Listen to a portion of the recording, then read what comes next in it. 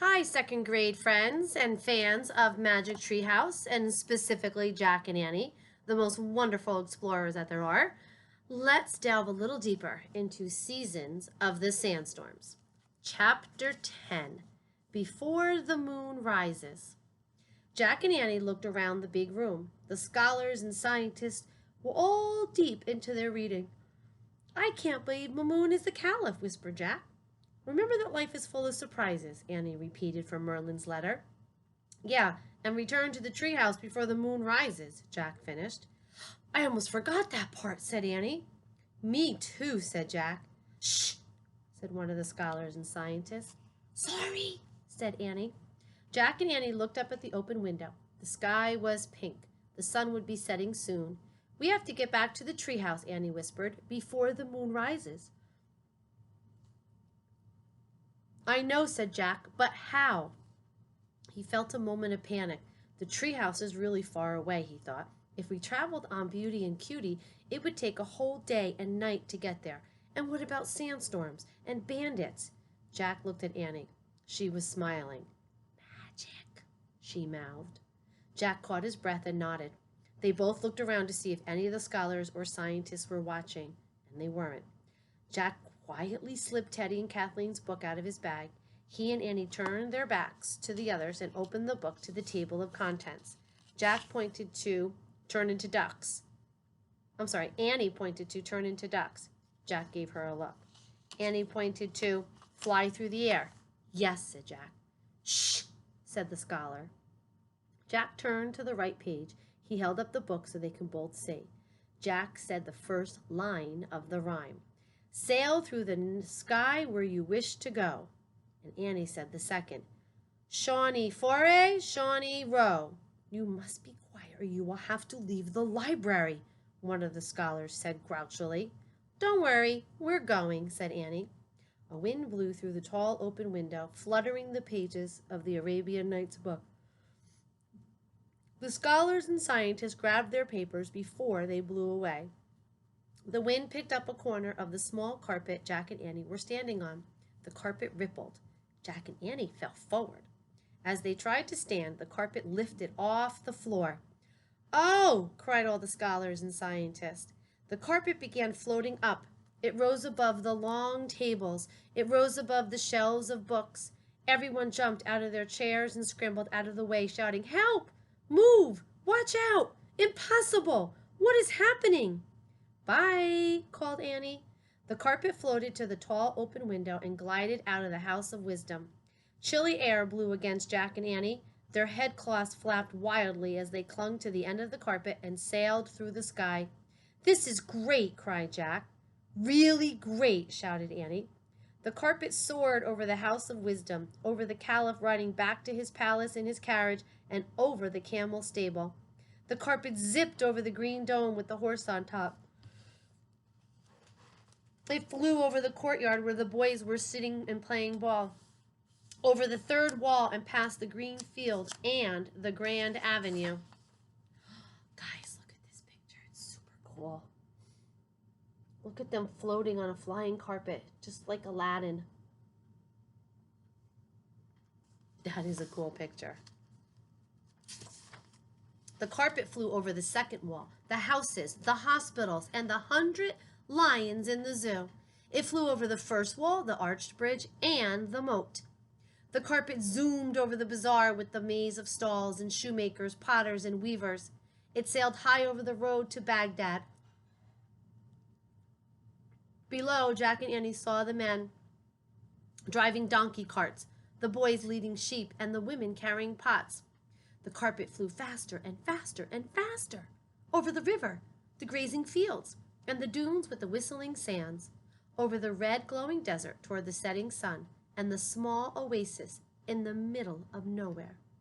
The magic carpet slid smoothly onto the scrubby grass near the small spring and the thorny shrubs near the date palms and the rope ladder. The desert looked as if it were on fire with golden red light. Jack felt giddy. That was so fast, he said. I can't believe we made it all the way here. No kidding, said Annie. The magic must have helped us stay on. She and Jack tried to stand. They teetered and fell against each other. Steady, said Annie, giggling. You okay? Perfect, said Jack. He put his bag over his shoulder and staggered off the carpet. Then he and Annie headed over to the tallest date palm. Jack pulled the rope ladder from behind the trunk and they climbed up. When they got inside the treehouse, Jack took out Merlin's letter. He glanced out the window one last time. The sun was gone. The carpet looked small and ordinary in the shadows beneath the palm tree. The desert looked vast and silent and lonely. A thin crescent moon had appeared in the sky. Return to the treehouse before moon rises, said Jack. That was our last instruction from Merlin, said Annie, and we're all done. Jack looked down at Merlin's letter. He pointed at the words, Jack and Annie of Frog Creek. I wish we can go home, he said. The wind started to blow. The treehouse started to spin. It spun faster and faster. Then everything was still. Absolutely still. The Frog Creek woods were chilly in the afternoon air. Jack and Annie were dressed in their jeans and jackets again. Jack's shoulder bag was a backpack. Good trip, Jack said simply. Annie nodded. Really, she said. I guess we should get home, said Jack. I have lots of homework to finish. Leave the research book, but don't forget to take Teddy and Kathleen's rhyme book for safekeeping, said Annie.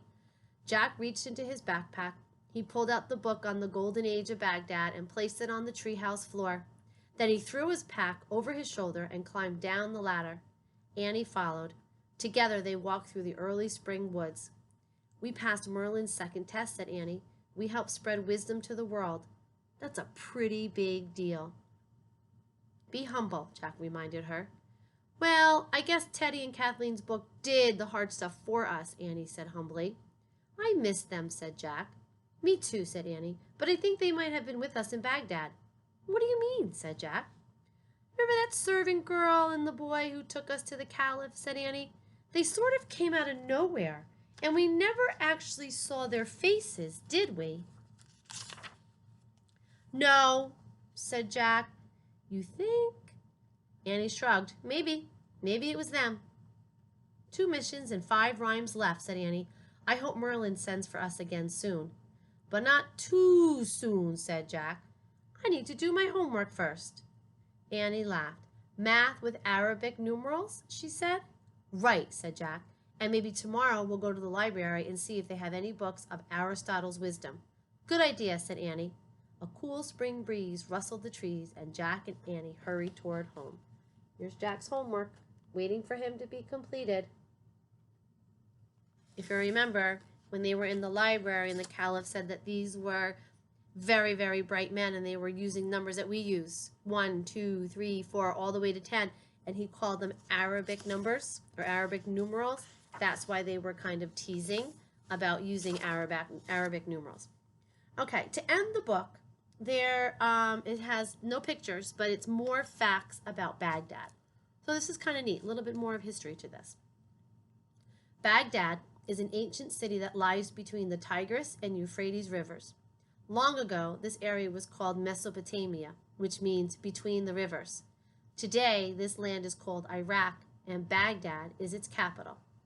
The character of Mamun in this book was inspired by 2 caliphs of Baghdad in the 9th century, Harun al-Rashid and his son Abdullah al-Mamun. It is said that Harun al-Rashid sometimes disguised himself and went to the bazaars to listen to his people. The world of al-Rashid was the inspiration for the collection of stories known as 1001 Nights, or Tales from the Arabian Nights. Abdullah al-Mamun was the youngest son of Harun al-Rashid. He carried on his father's work by honoring the arts and sciences. He also founded the House of Wisdom in Baghdad. The House of Wisdom was a home to scholars from all over the Eastern world. 2 important thinkers who studied there were al-Kindi, who was called the philosopher of the Arabs, and the mathematician al-Khwarizmi, who introduced algebra, a kind of math, to the world. We still use algebra today. You guys will see it in a couple years. Many ancient writings were stored and translated at the House of Wisdom. Some of the most important writers included the work of the Greek philosopher Aristotle. Aristotle's teachings helped lay the foundation for modern science. Harun al-Rashid helped start a golden age in which Baghdad would be an important center of learning and culture for the next 400 years. In 1258, the city was destroyed by Mongol invaders. So friends, it's pretty interesting that the character Abdullah al-Mamun, which we called Mamun, was actually a person back in Baghdad, back in the 9th century. That is really cool. I love when stories have characters that are people that actually existed. That is the end of Season of the Sandstorms by Mary Pope Osborne. There's Cutie and Beauty and Jack and Annie. I really enjoyed this story, although you guys kind of know that I like Jack and Annie stories anyway. My friends, I hope you enjoyed listening to this story as much as I enjoyed reading it to you. Have a really good night. Bye.